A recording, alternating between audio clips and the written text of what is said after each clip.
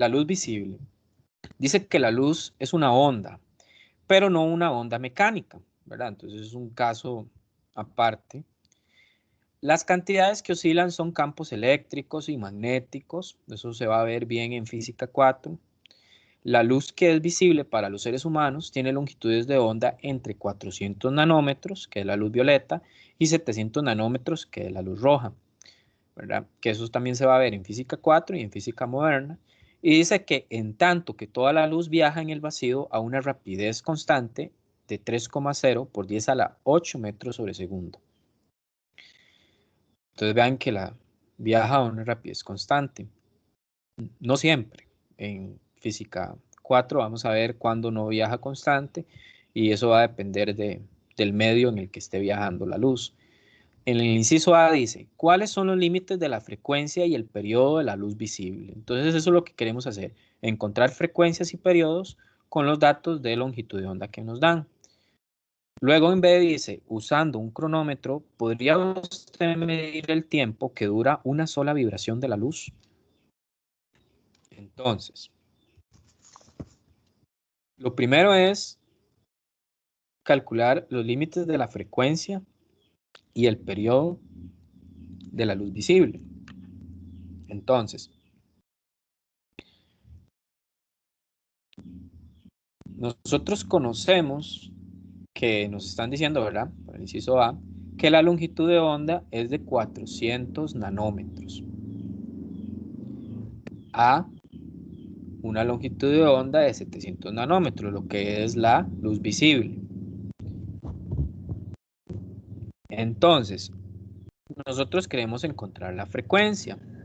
De los capítulos anteriores, nosotros sabemos que la frecuencia es el inverso del periodo, ¿cierto? Entonces, yo sé que para este caso, la frecuencia, ¿verdad? O lo podemos ver de esta otra forma. Primero, sabemos que como viaja a velocidad constante, la rapidez es igual a la distancia entre el tiempo. Entonces, podemos decir que la velocidad, que es constante, que la velocidad de la luz, es igual a una distancia entre un tiempo determinado. ¿Cuánto dura? Que eso es lo que quiero hablar en este capítulo. ¿Cuánto dura, cuánto tiempo dura el recorrido en una longitud de onda? Un periodo. Entonces, estos dos tienen que estar relacionados entre sí y de esta forma, entonces, yo puedo decir que C es igual a lambda por F. Entonces, de acá yo puedo encontrar las frecuencias. Entonces, vean que es algo muy sencillo para este caso, para yo poder saber las frecuencias.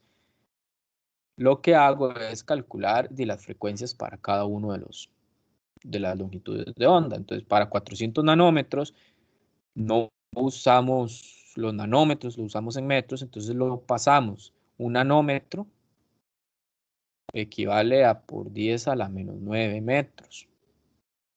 Eso lo tienen que aprender. Por 10 a la menos 9 metros, para no andar buscando esa equivalencia, porque se usa mucho. Entonces, la frecuencia sería esto entre los 3,0 por 10 a la 8 metros sobre segundo.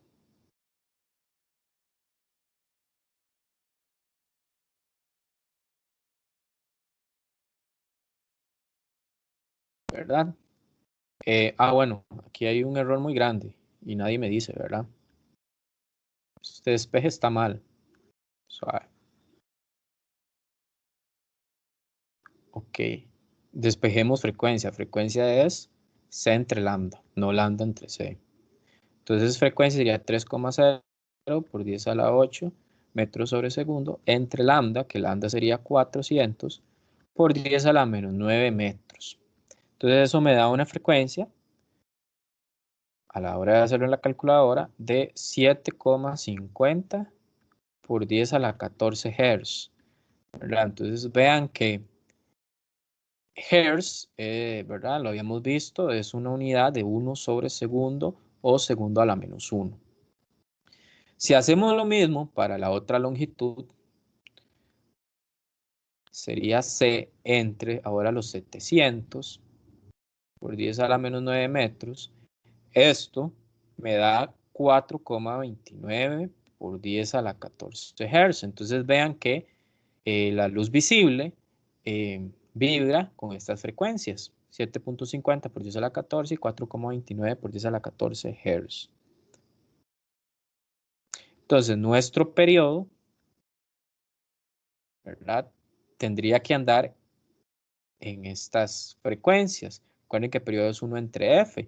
Entonces, si sacan el periodo para esta frecuencia, vamos a llamarle T1, y el periodo para esta otra frecuencia que le llamamos T2, lo que me da es lo siguiente: un periodo 1 de 2,33 por 10 a la menos 15 segundos y un periodo 2 de, no sería más bien un periodo 1 de 1,33 por 10 a la menos 15 segundos y un periodo 2 de 2,33 por 10 a la menos 15 segundos. Entonces, estos serían los periodos para esas frecuencias. Entonces, sería el periodo de oscilación para, o el tiempo que duraría una vibración para los rangos en la luz visible. Entonces, en el último inciso que preguntaban que si eso era posible medirlo con un cronómetro, es imposible. Vea que esto es 0,000, un montón de ceros, ¿verdad? Por el menos 15. Entonces, esto es imposible de medirlo con un cronómetro, la vibración de una onda con la frecuencia de la luz. ¿Verdad? Esto nada más es como para que vean las formulillas que se usa mucho, y esto puede venir mucho en lo que es respuesta corta, respuesta breve, cálculos de frecuencia, de velocidad o de longitudes de onda. Listo. El problema 15.8 ya es un poco diferente, es más de observación. Entonces es importante que estos problemas, que son sencillos, lo sepan reconocer. Me da una ecuación de onda transversal, vea que es y, x, t, y me dice, determine la amplitud, la longitud de onda, la frecuencia, la rapidez de propagación y la dirección de propagación de la onda.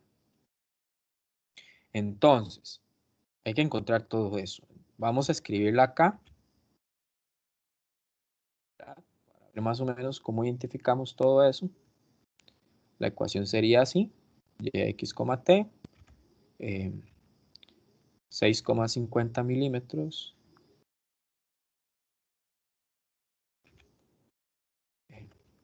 coseno 2pi. Vean que el coseno, todo esto está dentro del coseno, para que no se confundan, porque a veces se confunden pensando que el coseno solo es 2pi, no, todo lo demás está también dentro del coseno.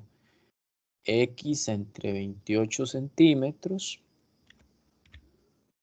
menos T 0,0360 segundos.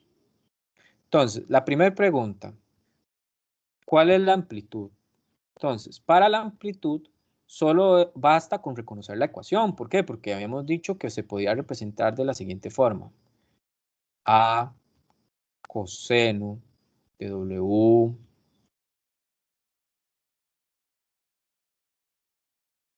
no, suave para borrar acá, KX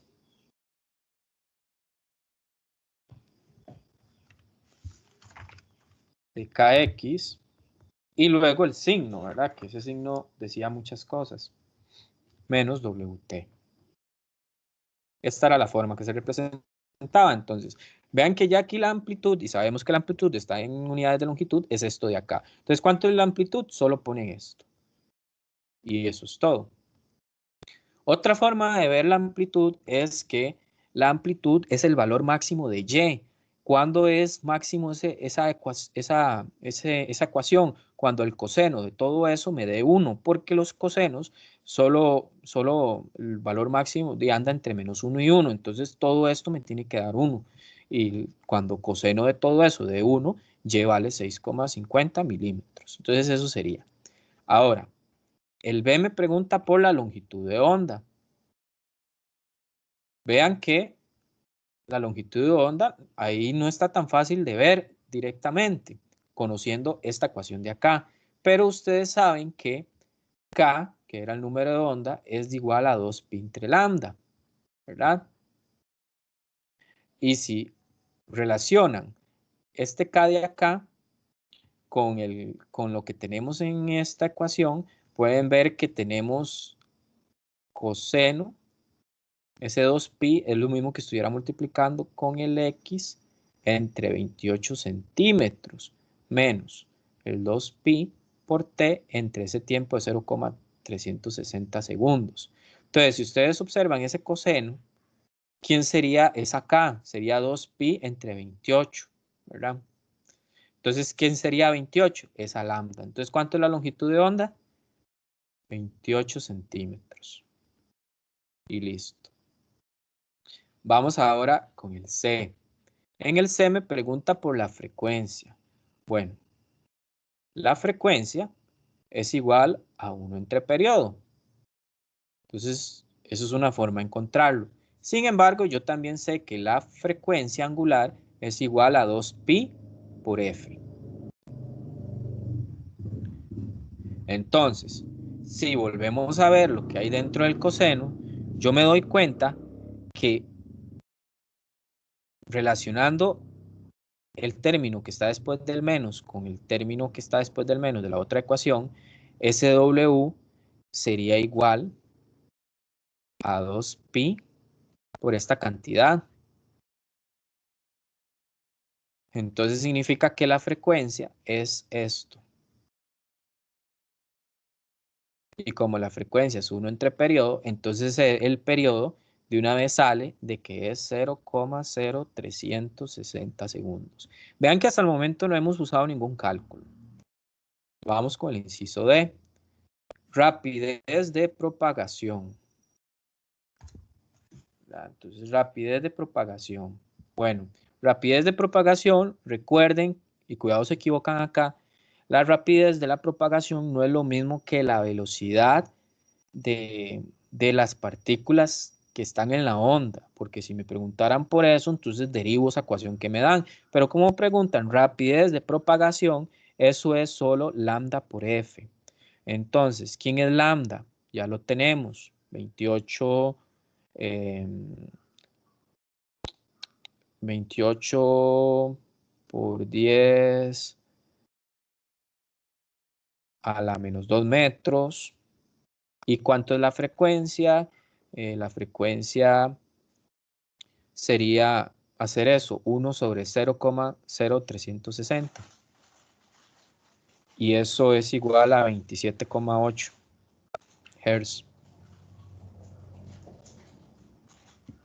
Entonces, esa velocidad de propagación da 7,78 metros sobre segundo.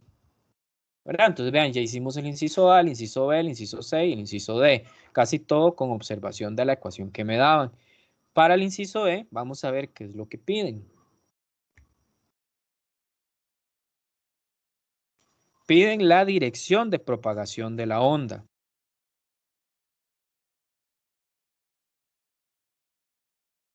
Y para eso no hay que hacer ningún cálculo. Recuerden que yo les dije que eso iba a depender mucho de este signo de acá. Entonces, para nuestro caso, podemos decir que la onda viaja hacia más X, ¿verdad? Identificando que este signo es menos. Entonces, como el signo es menos, como esta de acá que estamos poniendo acá, entonces decimos que la onda viaja hacia más X. Entonces, en el inciso E, la onda viaja en la dirección más X. Y así se resolvería el problema. Este sería el 15.12 del libro nuevo, ¿verdad? Y lo que dice es lo siguiente. Demuestre que la ecuación 15.3, la ecuación es esa que está ahí, puede escribirse como eso que está ahí. Entonces, eso es demostrar, bueno, la ecuación 15.3 es la que usamos antes. Vamos a tratar de hacer esa demostración.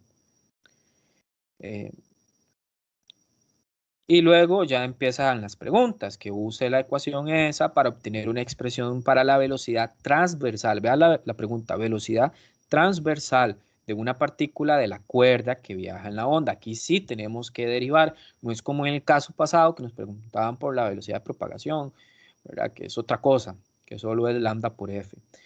En C es calcule la rapidez máxima de la partícula de la cuerda. Entonces vamos a saber cómo calcular la rapidez máxima con esa ecuación. Y en qué circunstancias es igual a la rapidez de propagación v menor que v o mayor que v. Entonces, vamos a ver cómo nos va con este. Entonces, primero,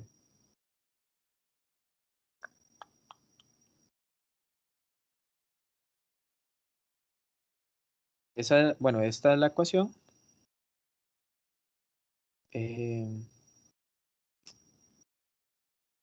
La ecuación que dice ahí 15.3 es esta, o sea, es esta de acá, la voy a poner.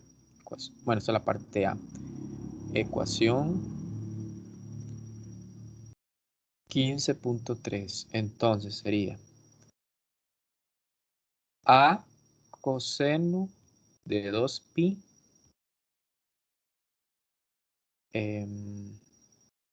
x entre lambda menos, ese menos me quedó muy feo,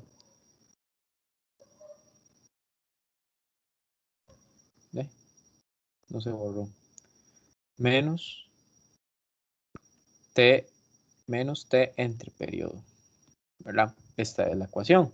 Entonces,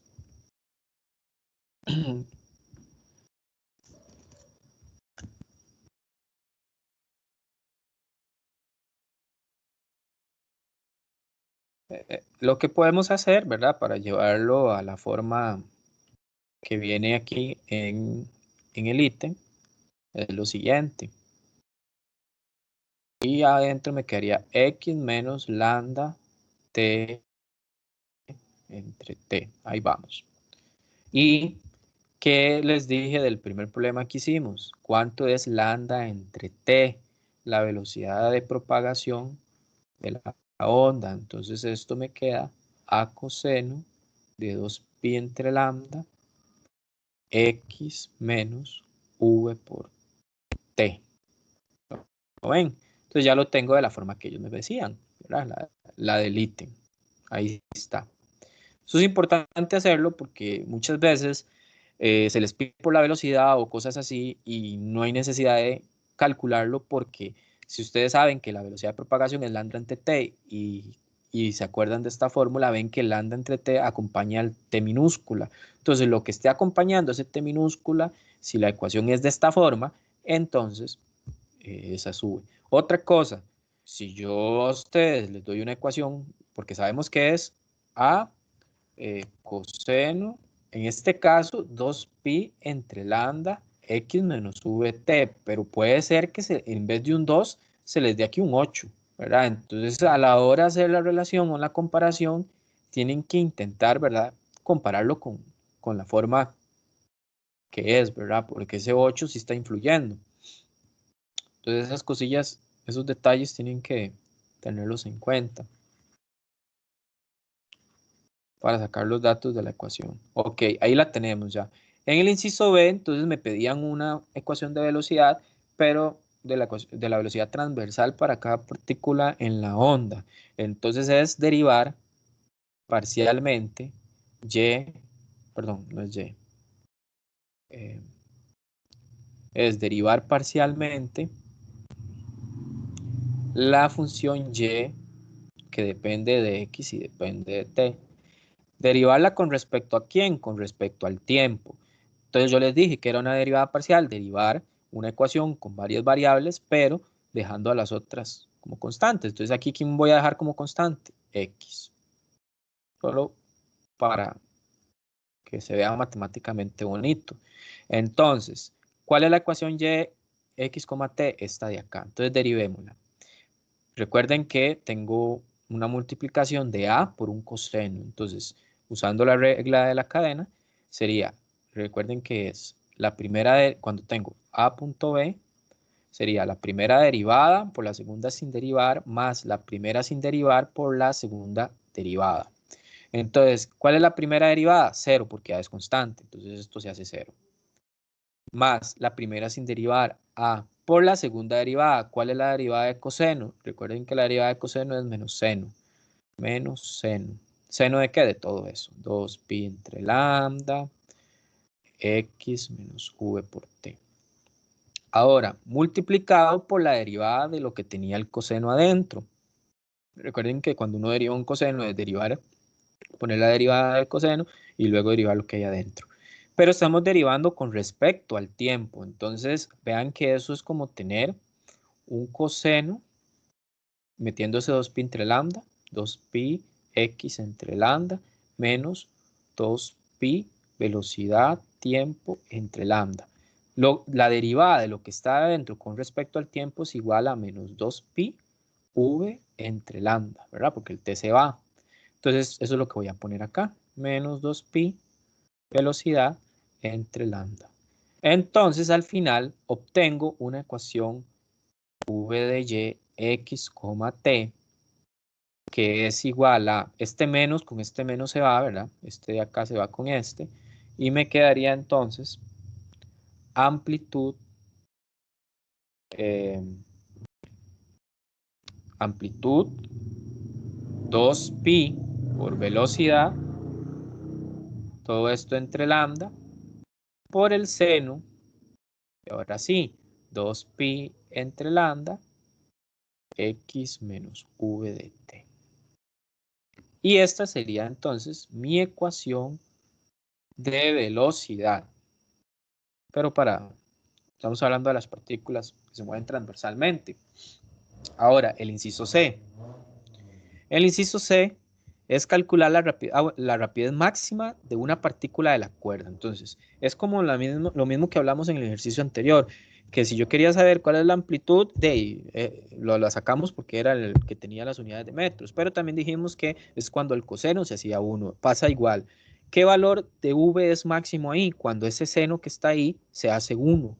Entonces, ¿cuál va a ser la v máxima?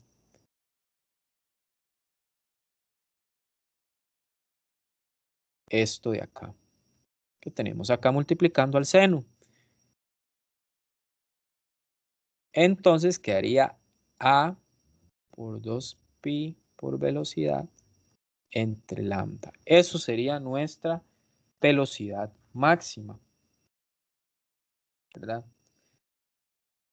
Ahora, es máxima entonces cuando el seno es 1. Y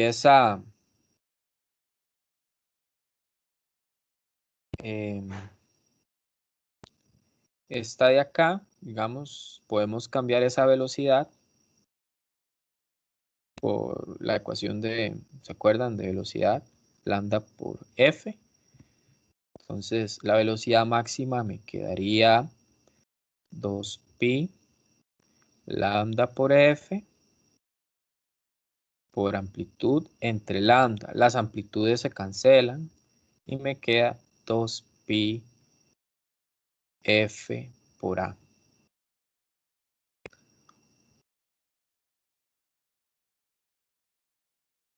Okay. Dice, ¿con qué tensión? Este ya es un poquito de lo que eran ondas en una cuerda, que también se va a retomar mucho en el capítulo de sonido al principio, porque vamos a ver cómo viaja el sonido en sólidos, en gases, que ese capítulo es muy, muy bonito, porque también es muy interdisciplinario, se mezcla mucho con la parte de química. Entonces, ¿con qué tensión debe estirarse una cuerda de 2,50 metros de longitud y masa de 0,120 kilogramos para que ondas transversales con frecuencia de 40 Hz tengan una longitud de onda de 0,750 metros? Entonces, si quieren, empezamos poniendo los datos. Vamos a ver. Entonces, entre los datos tenemos la longitud de la cuerda,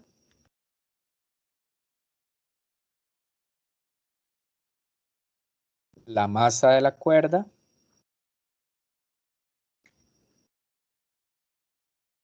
la frecuencia de la cuerda,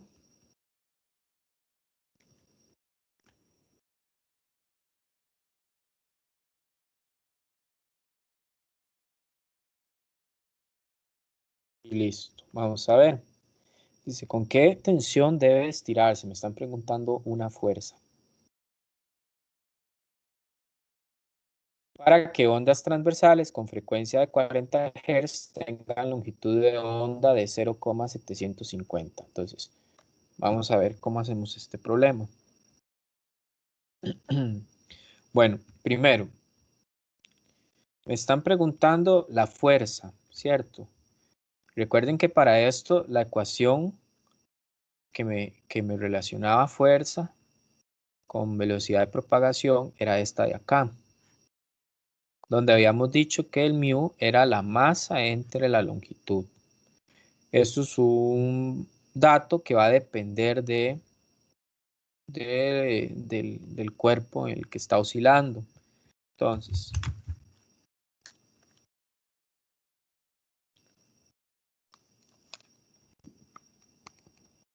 vamos a ver.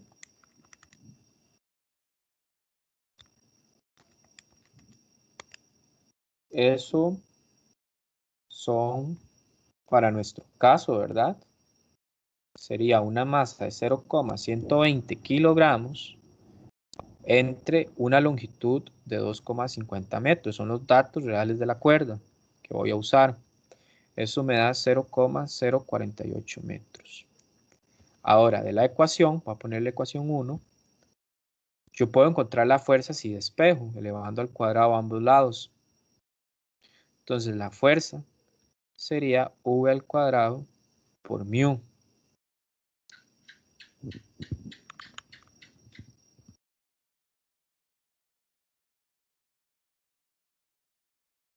¿Verdad? Y ese v al cuadrado yo lo puedo cambiar porque yo no tengo los datos de velocidad, pero sí tengo datos de frecuencia. Entonces yo lo puedo cambiar por la ecuacioncita esta, que decíamos que velocidad es igual a distancia entre tiempo. Entonces la distancia es la longitud y el tiempo el periodo. Esto es lambda por f. Lo cambiamos por eso y me quedaría de la siguiente forma. Donde la frecuencia ya me la están diciendo, ¿verdad? Me están diciendo que yo necesito que las ondas transversales con frecuencia de 40 Hz tengan longitud de onda de 0,750 metros. Entonces, necesito que primero que la longitud de onda sea de 0,750 metros. Necesito que la frecuencia sea 40 Hz. Y ya tenía el mu, que son 0,048 metros. Entonces, podemos hacer estas multiplicaciones.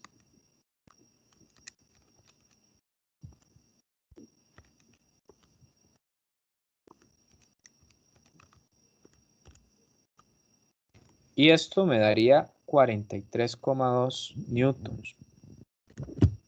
Entonces, aquí digamos, lo importante es poder reconocer que esta velocidad se refiere a la propagación de onda, cómo obtenemos este mu y ver la diferencia entre lo que es la longitud de la cuerda con la longitud de onda, ¿verdad? Para que no se confundan y no vayan a utilizar la longitud de onda como longitud de la cuerda. En este capítulo, los problemas de este tipo son algo más sencillos. En el capítulo que viene vamos a tratar de meterle más cosas a estos problemas, ¿verdad? Cambiando el medio, que ya no sea una cuerda, sino que sea metal, que sean gases, que sean otras cosas. Y se vuelve un poquito más interesante. Este es un poco de lo de potencia. Entonces vean que es un alambre de piano con una masa, le dan una masa y una longitud. Se estira con tensión de 25 newtons. Entonces vean que esa tensión viene siendo esa fuerza de restitución. Una onda con frecuencia de 120 Hz, esa es la F, y amplitud de 1,6 milímetros, viaja por el alambre. Y le preguntan que calcule la potencia media que transporta esa onda. Y luego, ¿qué sucede con la potencia media si la amplitud de la onda se reduce a la mitad? Entonces, para este problema, lo que me preguntan es la potencia. Entonces, recordemos la ecuación que hablamos de potencia, que sería 1/2 el mu por F. Ya vimos qué significa la frecuencia angular al cuadrado y la amplitud al cuadrado. Entonces es calcular esta ecuación, ¿verdad? ¿Tenemos el dato de mu? No, pero lo podemos sacar porque es masa entre L. ¿Cuánto era la masa que me había dicho el problema? 3 gramos. Lo ponen en kilogramos. ¿Y cuánto era la longitud? La longitud son 0,80 metros. Entonces, esto nos da, vamos a ver cuánto nos da.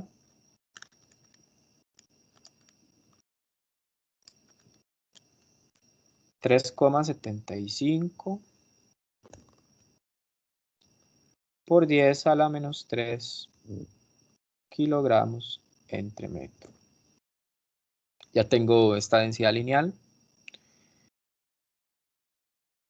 Entonces, ahora sí, usamos la fórmula. 1/2 de la raíz 3,75 por 10 a la menos 3 kilogramos entre metro por la fuerza de 25 newtons.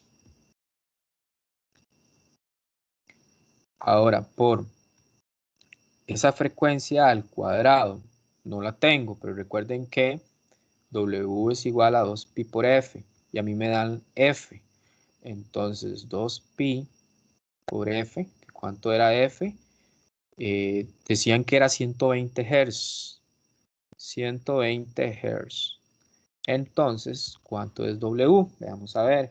2pi por 120. Eso es 754, poner un aproximado, radianes sobre segundo.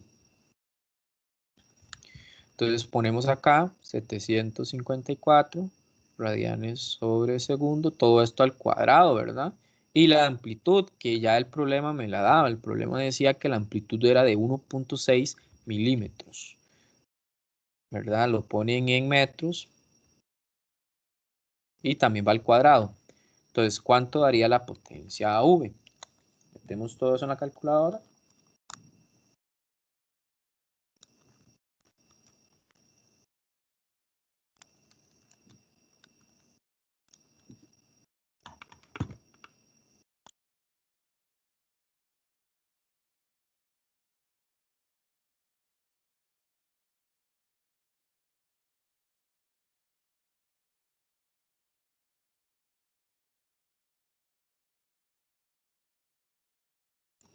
Y esto daría 0,22.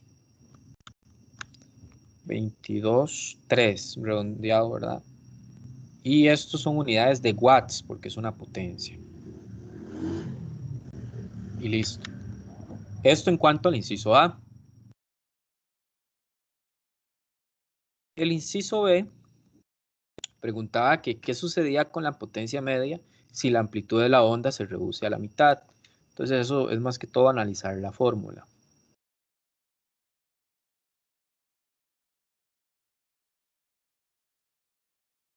Viendo la fórmula nos damos cuenta que la potencia es proporcional a la amplitud al cuadrado.